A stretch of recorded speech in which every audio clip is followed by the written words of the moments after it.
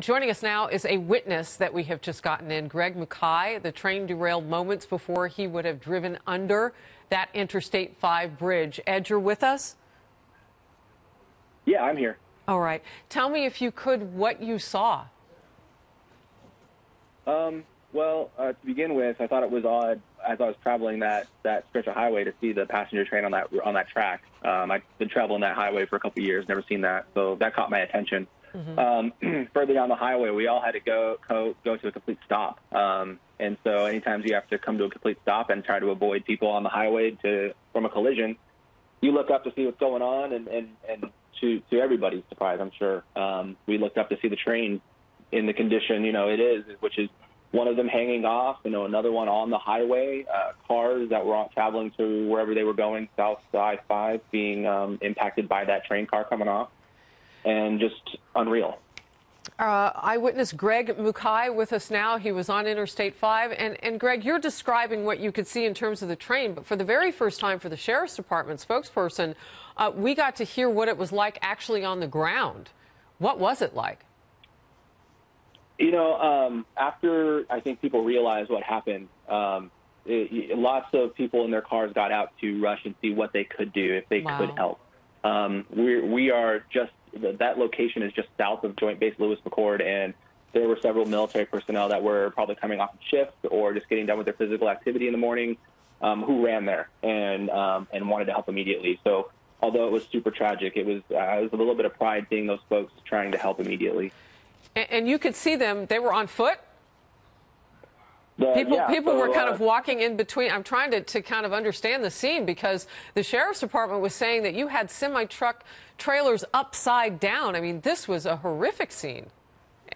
Yeah, so, as soon as we all stopped, you can imagine, we had to stop so fast that people were darting to the emergency sides of the highway so we didn't run into one another. As soon as we stopped, and we're all stuck now because of the traffic, people are getting out of their cars to look.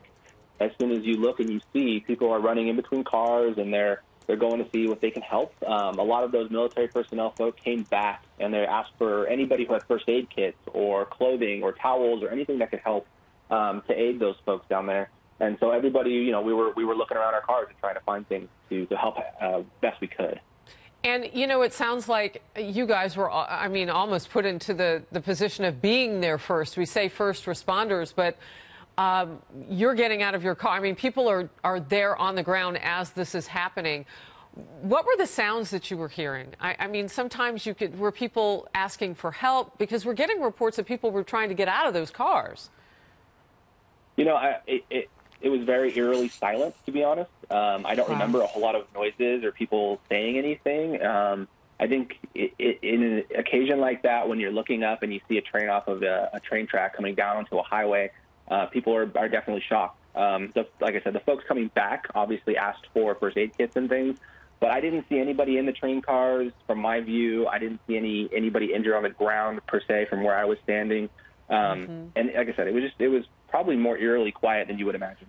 Yeah, we're looking at some scenes right now live, a much closer vantage point of the crush of train cars as they came off that bridge. If people are just looking now, they can see the paint that we've heard officials describing, where they mark a car and then move on to the next one.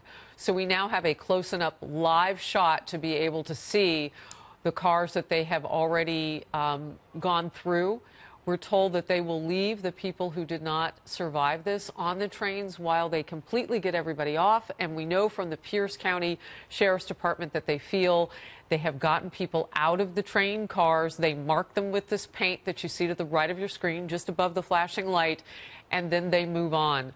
Our Greg Mackay was there. And Greg, we are certainly thankful that you are safe and that others got out of their cars, their vehicles. You mentioned Joint Base Lewis McChord and some of our servicemen and women coming to the scene because it's nearby. We appreciate those details, Greg. Thank you. Thank you.